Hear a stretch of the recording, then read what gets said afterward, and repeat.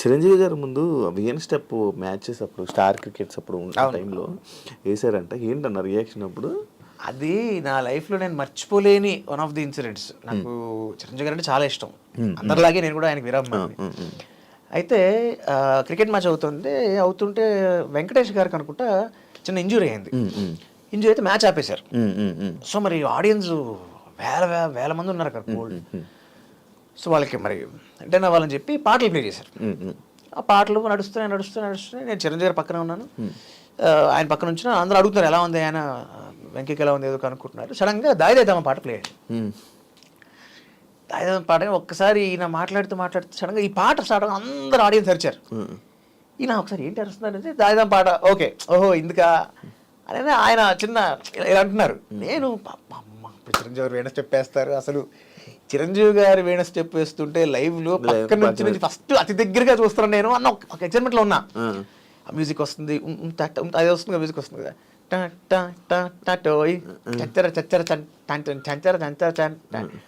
అంటున్న టైంలో నేను ఆయన కోసం ఎదురు చూస్తా.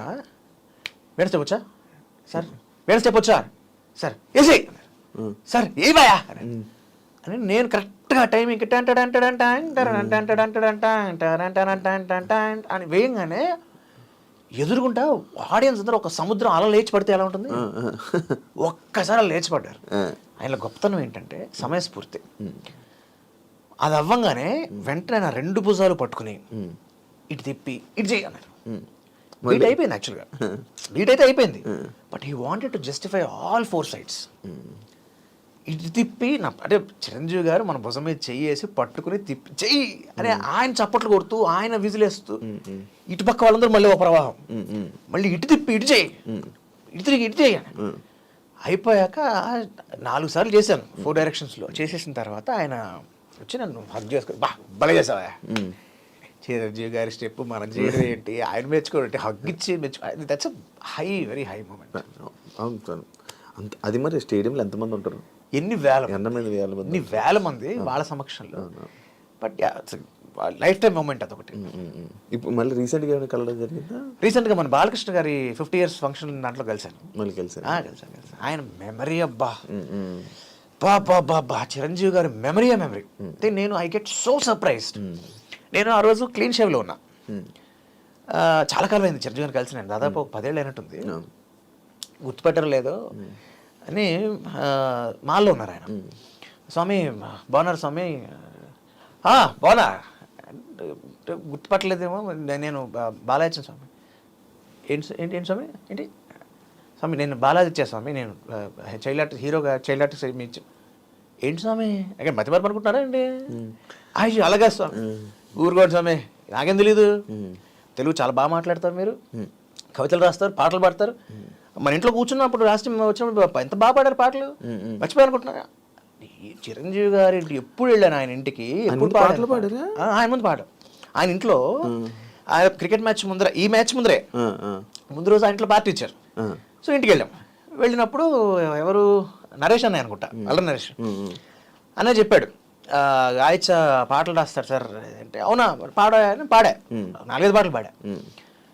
సరే నేను పాడటం ఒక ఎత్తు, ఎప్పుడు దగ్గర 20 ఏళ్ళు అయింది జరిగే ఇన్సిడెంట్, అది ఇంకా ఆయన గుర్తుపెట్టుకున్నారు. అది ఇన్సిడెంట్ గుర్తుపెట్టుకోవడం కాదు, నేను ఆయన సరదాగా చిన్న జోక్ వేశారు చిరంజీవి గారు నాతో, ఏంటి నువ్వు ఇంత బాగా పాడుతున్నావు అయ్యా, నాకు ఇప్పటికి 2 ఏళ్ళు ఉన్నా నా పాడడం రావట్లేదు నాకు అసలు, నేను బొంగురు తీసి పాడితే జనందరూ భరించారు నన్ను అని జోక్ వేశారు. జోక్ వేస్తే అయ్యో అదే సార్ బాగా పాడారు సార్, మీరు పడేవారు సార్, బాగా పాడారు, ఊరుకోయా మొహమాటం చెప్తున్నావు నువ్వు, అయినా నువ్వు 5 ఏళ్ళు ముందు వచ్చినా నేను 5 ఏళ్ళ తర్వాత చాలా ప్రాబ్లం అయిపోయింది తెలుసా, అయ్యో సార్ అలా అనకండి సార్ అంటే. He makes people so comfortable. ఆయన చిరంజీవి ఒక శిఖరం అబ్బా, మనం ఆయనతో ఉన్నప్పుడు he makes us so comfortable. అరే చిరంజీవితో ఉన్నాం అక్కర్లా అని హీ మేక్స్, ఆయన మన లెవెల్కి వచ్చి మనకి హీ మేక్ అస్ కంఫర్టబుల్. ఆ పరిస్థితిలో ఈ జోక్ వేశారు ఆయన. ఇది ఆయన వేసిన జోకు, ఎప్పుడితే 18 ఏళ్ళు అయిపోయింది ఆల్మోస్ట్. ఈ జోక్ రాజారావు దగ్గర ఆయన చెప్తున్నాడు స్టేజ్ మీద, ఏమి ఎన్ని లక్షల కోట్ల మంది కలిసి ఉంటారు ఈ గ్యాప్లో, ఆయన ఎన్ని జోకులు అయ్యి ఉంటాయి. వాట్ ఎ మెమరీ, అసలు ఏది మర్చిపోరాను అన్ని, అసలు ఎక్స్ట్రాడినరీ మెమరీ. అంటే రైటర్గా కూడా వర్క్ చేశారు. ఏ మూవీ కన్నా స్టార్టింగ్ ఫస్ట్ రైటర్గా లిరిసిస్ట్గా అయితే మా జయ గారే, ఆవిడే నన్ను లిరిసిస్ట్గా చేసింది ఆవిడ. ఇన్ఫాక్ట్ చంటిగాడు అప్పుడే నేను అప్పటికి పాటలు రాస్తున్నా. సో ఆవిడే ఉన్నారంటే ఇన్ఫాక్ట్ చంటిగా టైటిల్ సాంగ్ కూడా రాశాను నేను. కాకపోతే ఆవిడ పాయింట్ ఏంటంటే ఒకేసారి క్లబ్ చేయొద్దు మనం, నేను సెపరేట్గా లిరిసిస్ట్గా కూడా పరిచయం చేస్తానని చెప్పి ఆవిడ తర్వాత సినిమా ప్రేమికులు అనే సినిమాతో లిరిసిస్ట్గా ఆవిడ ఇంట్రడ్యూస్ చేశారనమాట. తర్వాత రెయిన్బోకి రాశాను, రెయిన్బో సినిమాలో మన వీణాయితీ గారి సినిమాకి రాశాను, రాజశేఖర్ గడ్డం గ్యాంగ్కి రాశాను. సో అలా ఒక 10 పాటల దాకా రాశాను. 10 పాటల దాకా మంచి అన్నింటిలో ఉన్నారన్న, మొత్తం అన్ని దాంట్లోని అన్ని రంగాల్లోని ట్రై చేసి ఒక్కొక్కటి ట్రై చేసి వదిలేసారా? డబ్బింగ్ ఆర్టిస్ట్గా ఉన్న వదిలేనా ఏం లేదు, అంటే మనకు అవకాశం రావాలే. కానీ ఇప్పుడు నేను పాటలు రాస్తాను తెలిసిన వాళ్ళు అడుగుతాను నన్ను, నా సర్కిల్లోనే నేను పాటలు రాస్తాను తెలిసిన వాళ్ళు ఎప్పుడైనా సినిమా చేసినప్పుడు వాళ్ళు రిఫరెన్స్ ఇస్తారు. ఫర్ ఎగ్జాంపుల్ అవసరం శ్రీనివాస్ గారు ఉన్నారు, నాకు చాలా మంచి మిత్రుడు, చాలా మంచి మనిషి స్వతహాగానే, నాకు చాలా ఇష్టం, ఆయన అంటే ఇష్టం, ఆయన కూడా నేను రాసే పాటలు అంటే ఇష్టం. మన సత్యనారాయణ ఉన్నాడు, రాజేష్ బాబు చాలా ఇష్టం నా పాటలు, ఎంతమందికి రిఫర్ చేశాడు. నేను పాటలు బాగా ఫాస్ట్గా రాస్తానని నా మీద నాకు లేని నమ్మకం ఆయనకి నా మీద ఉంది. రీసెంట్గా ఏం రాశారు సత్యరాజేష్కి మూవీ? రీసెంట్గా ఇంకో సినిమా కూడా వచ్చింది ఈ మధ్య. అవును, ఇప్పుడు వస్తున్నట్టుంది కదా, వస్తున్నట్టుంది. దానికి రాయలేదు కానీ అంతకుముందర స్టార్ మేకర్ అని సినిమా మణిశర్మ గారు మ్యూజిక్ డైరెక్టర్, దానికి రాయించాడు ఎన్నో సందర్భాలు. గడ్డం గ్యాంగ్ కూడా రాజబాబు రిఫరెన్సే. గడ్డం గ్యాంగ్ అయితే అసలు మరీ ఆశ్చర్యం. నేను అప్పటికి ఈ సిఎస్ ప్రిపరేషన్లో ఉన్నా, కాదు సిఏ ఫ్యాకల్టీగా ప్రిపరేషన్లో ఉన్నాను. ఫ్యాకల్టీగా మామూలుగా స్టూడెంట్గా చదవడమే చాలా కష్టం, ఒకళ్ళు టీచ్ చేయాలంటే ఇంకెంత కష్టం అది. చాలా అంత దాంట్లో ఉన్నా. సడన్గా ఒకరోజు ఫోన్ చేశాడు, బావ ఎక్కడున్నారా? ఇంట్లో ఉన్నా బావ. సరే నేను ట్యూన్ పంపిస్తున్నాను, పాట పంపించాను. బావా ఏం మాట్లాడుతున్నా అర్థం ఉందా, అసలు ఏం చేస్తున్నావు అని అడిగావు నువ్వు కనీసం? నేను పనిలో ఉన్నాను, ఒకలే పాట పంపించాను. బావా నేను చాలా సీరియస్ వర్క్లో ఉన్నాను, నా మూడ్ ఇప్పుడు ఎక్కడ లేదు, నా బుర్ర ఎక్కడ లేదు, దయచేసి ఇప్పుడు నన్ను వద్దు, ఇబ్బంది పెట్టకు. సరే ఓ పని, ఇంట్లో ఉన్నావు కదా, ఒక అరగంటలో వస్తావు కదా ఫిల్మ్ దగ్గరికి, ఏది నువ్వు రా చెప్తా అన్నాడు. ఎక్కడికి బా, నేను లొకేషన్ పంపిస్తాను అక్కడ వచ్చాయి అన్నాడు. లొకేషన్ పెట్టి వెళ్తే రాజశేఖర్ గారు జీవిత గారు కూర్చున్నారు. ఏంటి అది ఇచ్చాను పాటలు రాస్తావు, నాకు తెలియదు, ఆడే చెప్తే తెలిసింది. ఊరిని దుంపదాకా ఇక్కడికి పిలిచేవేంటి స్వామి, నువ్వు నన్ను ఎందుకు పిలిచావు? ఏంటి ఆయన సత్యనారాయణ చెప్తున్నారు, నువ్వు బాగా రాస్తావంట కదా. అమ్మా అదేం లేదమ్మా, ఏదో బాగా అభిమానం అంతే. అలాగంటాడు మేడం, అయ్యాలి బాగా రాస్తారు అని చెప్పి. సరే ఒక పాట కావాలి నాకు అంటే, బాగా మేడం అది నేను కొంచెం నువ్వు ఎక్స్ట్రా మాట్లాడుకు ఉండవు, ఆవిడ చెప్పేది విను ఫస్ట్, మీరు సిచ్యువేషన్ చెప్పండి అన్న. సిచ్యువేషన్ చెప్పింది ఆవిడ. చెప్పిన తర్వాత ఇదిగో ట్యూన్ అది ఇచ్చా, నువ్వు ఎప్పుడు వీలైతే అప్పుడు నాకు ఒక 1 వీక్లో అంటే, మేడం నేను ప్రామిస్ చేయలేను, ఏమనుకోద్దు, నేను వేరే స్పేస్లో ఉన్నాను, వేరే జోన్లో ఉన్నాను, పైగా ఇది కామెడీ సాంగ్ అంటున్నారు అది, సో నేను ట్రై చేస్తాను మేడం, ఏమనుకోవద్దు. అలాగే అమ్మా, సరే అన్నయ్య బాగున్నారు, రాజశేఖర్ గారు బాగున్నారు, అయిపోయింది. పిల్లలు కనిపించారు. నేను అప్పుడు డీడీ కాలనీ ఉండేవాళ్ళం, సో మాకు అరగంట పట్టేది ఫిల్మ్ నుంచి డీడీ కాలనీకి వెళ్ళి. సీడీ తీసుకుని కార్లో పెడితే, నేను ఎగ్జాక్ట్ ఇచ్చాను ఆనెస్ట్గా చెప్తాను, కార్ ఎక్కి కార్ దిగడానికి అరగంట పట్టింది నాకు. అరగంటలో పాట అయిపోయింది. పాట రాసేది అయిపోయింది పాట. ఆవిడకి వెంటనే ఫోన్ చేసి రాసి పంపిస్తే ఒక్క అక్షరం కరెక్షన్ లేదు.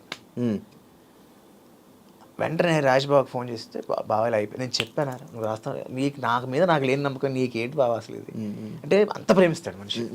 సో అదొక మెమరబుల్ ఇన్సిడెంట్ అనమాట నాకు. ఇప్పుడు ఈ రీసెంట్గా ఏమైనా రాయలేదన్న? ఈ మధ్య కాలం నేను రాయలే. రీసెంట్గా నార్మల్ నువ్వు నార్మల్గా సాంగ్స్ రాసుకోవచ్చు కదన్న? రాసుకుంటా నేను ప్రైవేట్గా 250 పాటలు రాసుకున్నాను. ఉన్నాయి 250 పాటలు నా దగ్గర. 250 రెడీగా. ఇప్పుడు రెడీగా నువ్వు పాడమంటే నేను నాన్ స్టాప్గా 100 పాటలు పాడగలను. 100 పాటలు పాడగలను నాన్ స్టాప్గా, అట్లీస్ట్ 100 పల్లవులు కూడా పాడగలను నాన్ స్టాప్గా. కొత్తవి ప్రైవేట్ సాంగ్స్ అబ్బా 100 ఉన్నాయి అన్ని. You name a genre, you name it. Romance కావాలి, మాస్ కావాలి, ఫన్ కావాలి, ప్యాథోస్ కావాలి, బ్రేకప్ కావాలి, డివోషనల్ కావాలి, ఇన్స్పిరేషనల్ కావాలి, ఎనీథింగ్ రెడీగా ఉన్నాయి. ఎందుకన్నా అవి అన్నీ రాసించో? అవి నన్ను నేను చెక్కునే ప్రాసెస్లో రాసుకున్నాను అవి. అంటే నేను ఎప్పుడైతే పాటలు రాయడం స్టార్ట్ చేశానో, ఆబ్వియస్లీ ఎవరైనా స్టార్టింగ్ రాసేటప్పుడు కొంచెం పదాలు చాలా గమ్మత్తుగానే ఉంటాయి. ఇది కాదు, మనం జెన్యున్గా ఒక రెగ్యులర్ రైటర్ లాగా రాయాలి అంటే బాగా ప్రాక్టీస్ చేయాలి అని చెప్పి నేను స్టార్ట్ రైటింగ్ సాంగ్స్. ముందు కవితలు రాసేవాడిని. కవితలు ఒకటి చెప్పడానికి, దానికి ఒక ట్యూన్ కట్టి పాటగా చెప్పడానికి చిన్న డిఫరెన్స్ ఉంటుంది, వినసొంపుగా ఉంటుంది ట్యూన్ ఉంటే. ఒక్కసారి ఒక్క ఎగ్జాంపుల్ చెప్పాను. పాట కావాలా? ఎలాంటి పాట కావాలి? కవితగా అదే ఇప్పుడు చెప్పిన ఆ ట్యూన్. పండు వెన్నెలమ్మలోని అందము, నిండు చందమామల అరవిందము, రెండు వెండి మబ్బుల్లాంటి బుగ్గలు, బొండు మల్లెల్లాంటి కన్నెపిల్ల సిగ్గులు, నా గుండెల్లోన పూయించేను ప్రేమ మొగ్గలు. కవిత. పాట పండు వెన్నెలమ్మలోని అందము, నిండు చందమామల అరవిందము, పండు వెన్నెలమ్మలోని అందము, నిండు చందమామల అరవిందము, రెండు వెండి మబ్బుల్లాంటి బుగ్గలు, బొండు మల్లెల్లాంటి కన్నె పిల్ల సిగ్గులు, రెండు వెండి మబ్బుల్లాంటి బుగ్గలు, బొండు మల్లెల్లాంటి కన్నె పిల్ల సిగ్గులు, నా గుండెల్లోన పూయించేను ప్రేమ మొగ్గలు. పండు వెన్నెలమ్మ అమ్మమ్మమ్మ, పండు వెన్నెలమ్మలోని అందము, నిండు చందమామల అరవిందము. యా, ఇది మీ పర్సనల్గా నా పర్సనల్ పాట ఇది. సో నువ్వు ఎర్ర రంగు చీర గట్టి, రంగు రంగుల బ్లౌజు జుట్టి, టింగు రంగమంటూ పోతుంటే, నీ సింగారాలు కావాలంటూ గింగీరాలు తిరుగుకుంటూ వంగి వంగి వస్తా నీ వెంటే, నువ్వు తెల్లని తుళ్ళని అల్లరి పిల్లవి, చల్లని మనసుండే జాబిల్లివి, ఇల్లా నాపై కన్నులు ఎర్రన చెయ్యాలా, నేను పిలచిన పలకవు ఉలకవు కులకవు, వలచిన వలపుల చిలకవు, నాతో తగువ మగువ దిగవ అలకల ఉయ్యాల, నన్ను మన్నించి వన్నించి లవ్వైనా చూపాల పండు వెన్నెలమ్మా. ఇన్నున్నాయన్నా, ఈ లిరిక్ అమ్మో అదిరిపోయింది. ఇది సూపర్ అన్న.